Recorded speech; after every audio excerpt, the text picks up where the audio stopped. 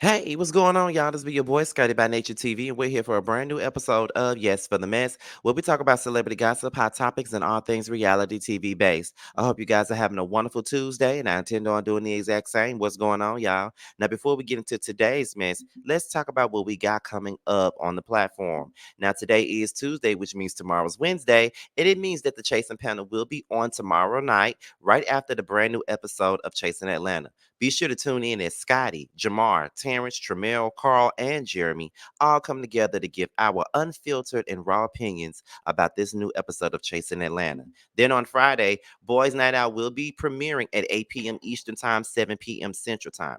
It will be a pre-recorded episode due to the fact that I will be in Houston alongside Josiah and Maddie, and it will only leave Jamar and Terrence to do the show. So we'll be filming the show tonight actually. So make sure you guys tune in on Friday when it is released. And then on Saturday, there won't be a live review of Love and Marriage Huntsville, but there will be a review of Love and Marriage Huntsville on Sunday. So with that being said, you guys, that's pretty much all that we got for the church announcement. So we're gonna go ahead and get into this mess.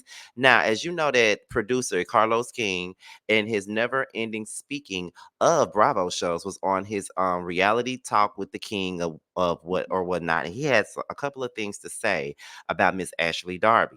He said that Ashley Darby is the most unlikable, messiest, and boring housewife ever. Let's get into his opinions on Ashley, and then we'll be right back. Let's get into it, you guys.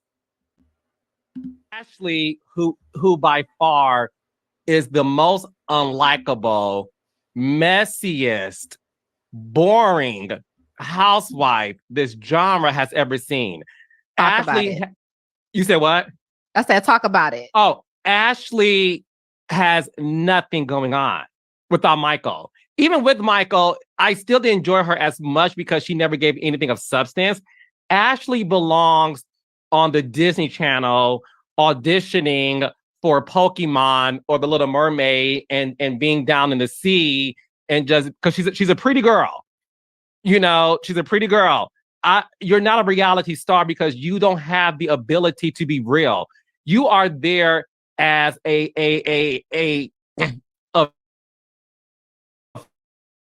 figure to and don't have the substance to back it up. Like, anyways, I whatever. So Ashley, because girl, I can be Ashley who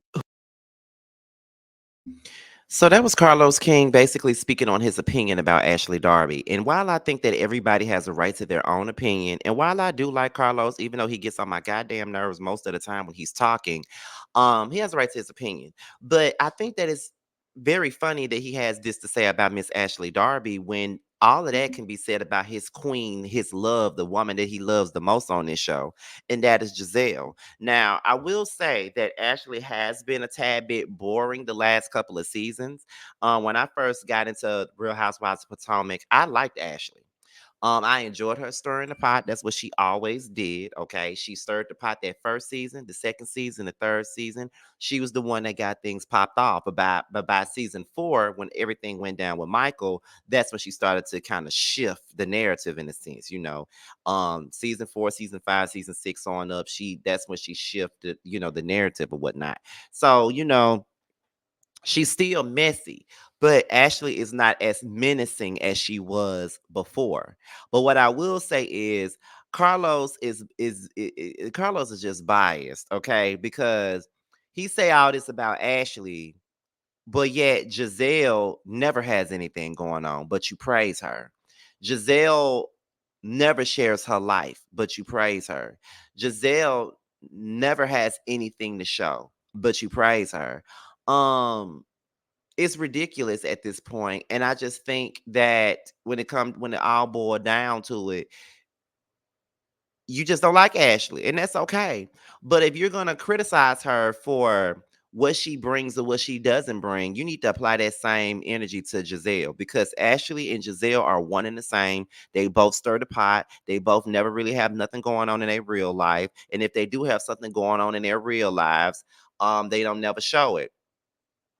Another thing too, while I have my opinion about his opinion and how I feel like he need to give that same energy to Giselle, he is right about her not having nothing going on.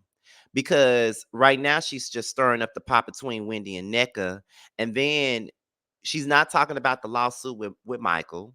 You know, she's not really talking about her divorce with Michael. And I do know that last season when she was on the show, I was saying to myself that Ashley's going to have the biggest storyline of the season. That's what I thought she was going to do because for the most part, I always thought that Ashley was pretty transparent and she showed her life.